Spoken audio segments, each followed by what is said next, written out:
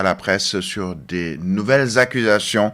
Selon des informations, Farba Ngom était en possession de 2 téléphones portables en milieu carcéral et sur ces téléphones, plusieurs faits troublants selon la ministre qui annonce qu'il y avait plutôt des appels internationaux vers le Maroc, les États-Unis et le Bangladesh.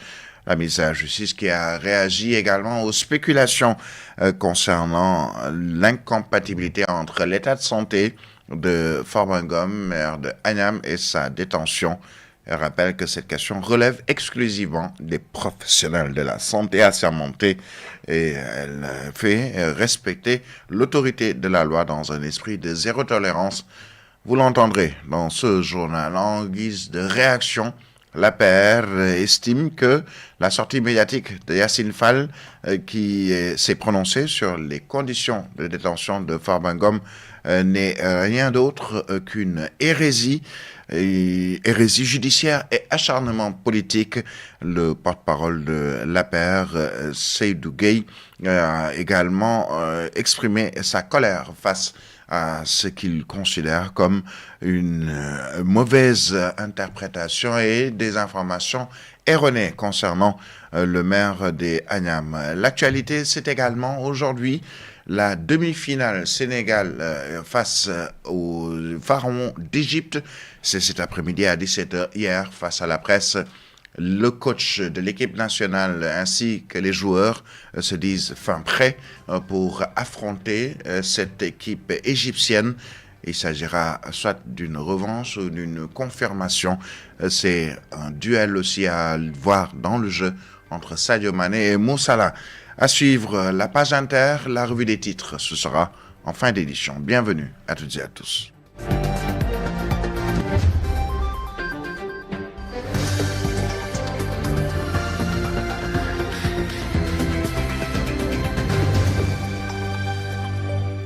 Bon réveil matinal, vous nous suivez sur la 90.7, mais également via TNT, aussi sur nos différentes plateformes, notamment sur YouTube.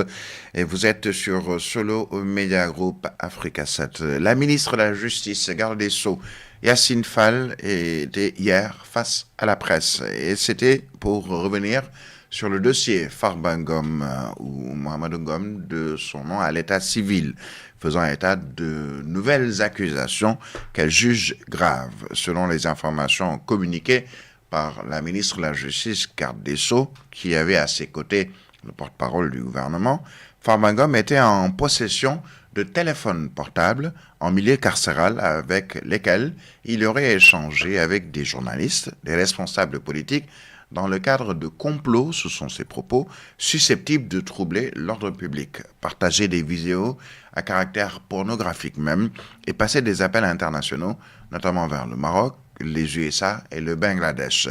Yassine Fall s'est exprimé hier au micro de Bainongo Fall. Lors de la fouille effectuée le 28 décembre 2025 dans la cellule du pavillon spécial, le détenu Farba Ngom a été trouvé porteur de 2 téléphones portables qu'il détenait frauduleusement et en violation manifeste de la loi numéro 87-15 du règlement intérieur des établissements pénitentiaires. Ces appareils ont été utilisés pour des communications structurées et transfrontalières avec le Mali, avec l'Autriche, le Bangladesh et les États-Unis. Ces appareils ont été utilisés pour des opérations financières nationales et internationales et le suivi de chantiers en construction. Des échanges répétés avec plusieurs personnalités ont été identifiés, dont des acteurs politiques, 65 interactions avec un acteur politique en liberté provisoire, 400 échanges appels et messages WhatsApp avec un autre homme politique, avec ses avocats, dont 3 anciens ministres, avec 259 minutes de communication avec l'une d'entre eux. Il y a eu aussi des échanges avec des journalistes et hommes des médias. Il a entretenu 275 interactions téléphoniques et messages avec une journaliste patronne de presse bien connue, 60 interactions avec un journaliste de presse en ligne, 158 échanges avec un directeur de publication d'un journal de groupe de presse bien connu aussi. Ces appareils ont aussi utilisé pour la réception et la diffusion de procès-verbaux judiciaires confidentiels d'un co-détenu sur 2 dossiers. Ces appareils ont été utilisés pour la réception et le partage de contenus à caractère pornographique, y compris un partage avec un de ses avocats. Des échanges relatifs à des manœuvres et complots à caractère politique susceptibles de troubler l'ordre public. La ministre de la Justice, garde des Sceaux, qui a également réagi aux spéculations de certains acteurs politiques et d'une partie des médias sur une supposée incompatibilité entre l'état de santé de Farba Ngom et sa détention depuis près d'1 an. Elle a rappelé que cette question relève exclusivement des professionnels de la santé assermentés, tout en réaffirmant l'engagement du gouvernement à faire respecter l'autorité de la loi dans un esprit de tolérance zéro. Yacine Fall, toujours au micro de Bainongo Fall.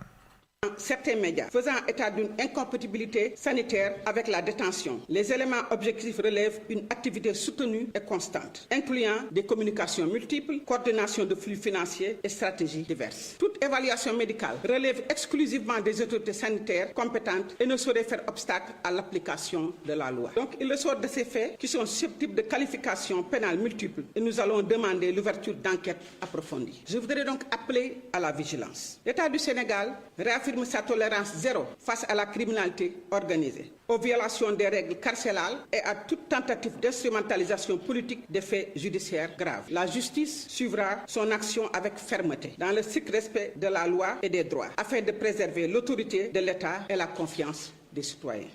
Voilà donc quelques points sur le point de presse du ministre de la Justice, garde des Sceaux, qui a eu une réponse, celle de l'APR. Le porte-parole de l'Alliance pour la République, Seydou Gueye, a vivement critiqué la sortie médiatique de Yacine Fall, ministre de la Justice et garde des Sceaux, qui s'est prononcé sur les conditions de détention de Farba Ngom et les raisons pour lesquelles il reste encore en milieu carcéral.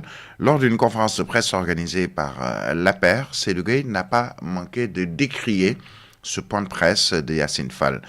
Depuis quand un ministre de la Justice prend-il le rôle du procureur pour se prononcer sur la situation et le cas de Farba, s'est-il interrogé, dénonçant une confusion des rôles au sein de l'institution judiciaire. L'APR parle d'hérésie judiciaire et un acharnement politique. Le parti de l'ancien président Macky Sall annonce une tournée et une marche nationale.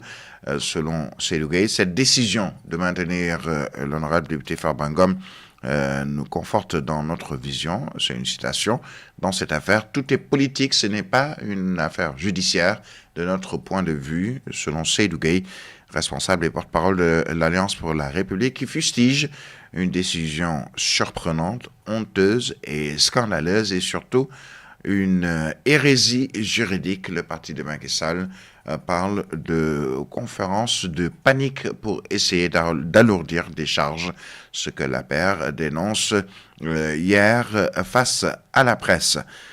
Et puis, dans le reste de l'actualité, en plus bref, le cadre de lutte des syndicats de la santé et des collectivités territoriales Andegesem Satsus, en collaboration avec les syndicats autonomes des techniciens supérieurs de la santé, donc, compte organiser aujourd'hui une marche pacifique à Thiès. Marche qui a été autorisée. Les syndicats mettent en avant leur plateforme de revendication avec, entre autres, la signature sans délai du décret portant intégration des techniciens supérieurs de la santé dans la hiérarchie A2, la signature des décrets et arrêtés relatifs au plan de carrière des aides sociaux, assistants infirmiers, infirmiers brevetés, préparateurs en pharmacie, agents d'hygiène, maintenanciers, prothésistes dentaires et autres corps assimilés, mais aussi la revalorisation des pensions de retraite et la prolongation optionnelle de l'âge de la retraite à 65 ans. Les syndicalistes de la santé exigent par ailleurs le paiement sans délai de l'indemnité de logement aux agents fonctionnaires et contractuels du ministère de la Santé et de l'Action sociale ainsi qu'au travers de la santé des collectivités territoriales. Le règlement immédiat du reliquat de l'indemnité de logement des agents contractuels IDE, SFE, TSS et médecins injustement maintenu à 75 000 francs CFA dans certains EPS ou établissements publics de santé au lieu des 100 000 francs réglementaires, entre autres points de revendication. Nous reviendrons sur cette marche des syndicats de la santé dans nos prochaines éditions. Il est exactement 7 heures passées de 12 minutes. Tout de suite, nous abordons la page des sports. Sport sur Africa 7. Un seul point à l'ordre du jour, c'est la Coupe d'Afrique des Nations et cette demi-finale qui va opposer cet après-midi à 17h les Lions du Sénégal aux Pharaons d'Égypte. En conférence de presse d'avant-match hier, le sélectionneur national Pape Thiaw s'est montré serein et confiant assurant que son équipe est prête tant sur le plan tactique que mental pour relever ce défi. Nous sommes à 90 minutes d'une place en finale. Les propos de Pape Bouna Thiaw au micro de nos envoyés spéciaux à Tanger au Maroc. On sera face à une équipe d'Égypte avec 7 étoiles. Je pense que c'est la meilleure équipe d'Afrique. Voilà, côté étoile, mais voilà, nous abordons ce match avec respect et ambition. On sait qu'on aura en face une équipe vraiment très forte, tactiquement, mentalement très très forte. Donc voilà, nous sommes déterminés et pour aller chercher cette victoire pour passer en finale. Voilà. Et nous restons aussi surtout sur notre philosophie de jeu, qu'on sait que ça peut nous apporter des fruits. On va continuer à monter en puissance, c'est sûr, c'est pas facile. Demain, on aura un adversaire très difficile et qui est très très très fort dans les transitions et il faut gérer ce genre de choses et voilà, et continuer à faire notre chemin. Une équipe qui monte en puissance. Donc c'est une équipe qui n'arrête pas de montrer au fil du tournoi des choses extraordinaires. Donc c'est une équipe qui sait défendre, qui aime défendre. Donc à ces temps faibles, c'est là qu'il est plus fort, c'est là qu'il arrive à faire mal à l'adversaire. Donc nous, on s'est préparé à ça. On essaye d'éviter ce genre de choses et surtout garder notre équilibre qui est très très important parce qu'on sait que devant c'est clinique pour cette équipe et ne pas les empêcher d'avoir ce genre de situation. Le plus important, c'est de gagner. C'est sûr, les 2 derniers matchs, c'est de partager au tir au but. Si on me dit que demain on gagne au tir au but, je signerai. Mais après, nous, on a travaillé pour aller faire la différence dans le match. Après, on verra demain si on va au penalty. En tout cas, on est préparé à tout. L'Égypte qui reste la première équipe africaine de football après 7 victoires en Coupe d'Afrique des Nations depuis sa participation à une CAN. Le capitaine des Lions, Kalidou Koulibaly, estime qu'il y a aujourd'hui un engagement total du groupe et sa détermination justement à aller chercher la victoire face à une équipe égyptienne très solide. Kalidou Koulibaly, toujours au micro de nos envoyés spéciaux. Aujourd'hui, pour respecter les supporters sénégalais, ils ont été calmes, ils ont été très respectivement. C'est une équipe qu'on connaît très bien, une équipe très expérimentée avec beaucoup de joueurs qui ont l'habitude de jouer en Afrique, des habitués de la Coupe d'Afrique. Je pense que c'est une équipe qui est passée un peu à la trappe des favoris parce que tout le monde parlait du Sénégal, du Maroc, de l'Algérie, du Nigeria, mais ils n'ont jamais parlé de l'Égypte. Ils ont fait leur bonhomme de chemin, ils sont arrivés là où ils sont, ils le méritent amplement. Maintenant, demain, ça va être un gros match, un match contre une équipe que comme le coach a dit, qui est championne d'Afrique, est respectée en Afrique. Mais voilà, nous, on va jouer avec nos armes. On sait qu'on est capable de les mettre en difficulté. On l'a fait par le passé, on va essayer de le faire demain, Inch'Allah.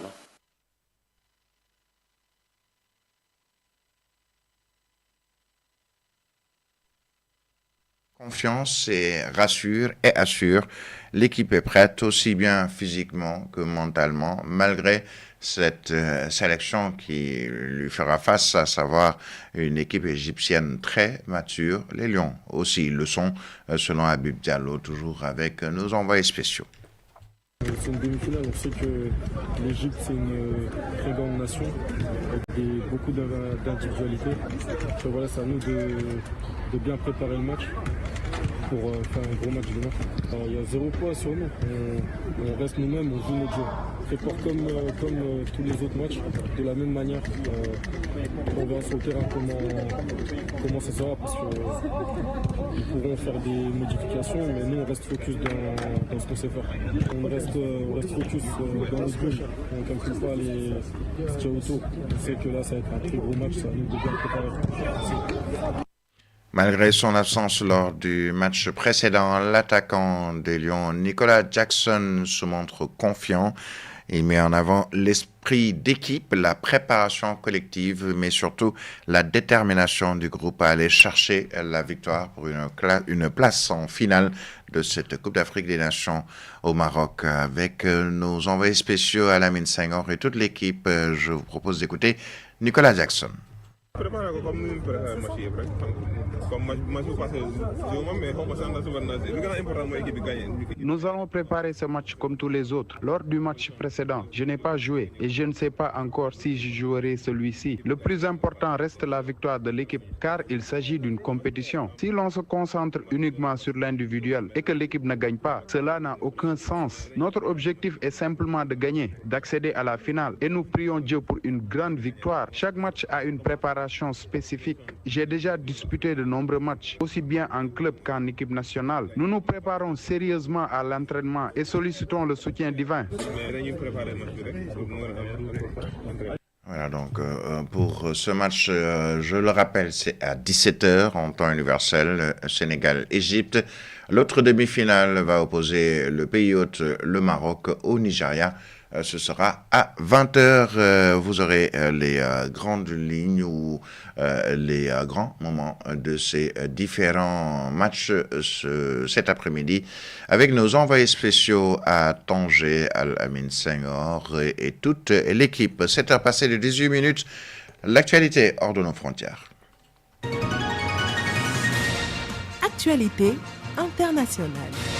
Tout d'abord, en Thaïlande, au moins 22 personnes ont été tuées et plus d'une trentaine d'autres blessées dans un accident de train causé par l'effondrement d'une grue dans le nord de la Thaïlande. C'est une annonce faite ce mercredi par les autorités locales. Concernant l'Iran, Donald Trump a encouragé hier les manifestants iraniens à poursuivre leur mouvement de manifestation jusqu'à renverser les autorités, en promettant sur son réseau social Truth Social que l'aide était en route, sans plus de précision. Plusieurs pays européens comme l'Allemagne, la France, l'Espagne ou le Royaume-Uni ont convoqué les ambassadeurs iraniens en poste dans leur pays pour dénoncer la répression des manifestations.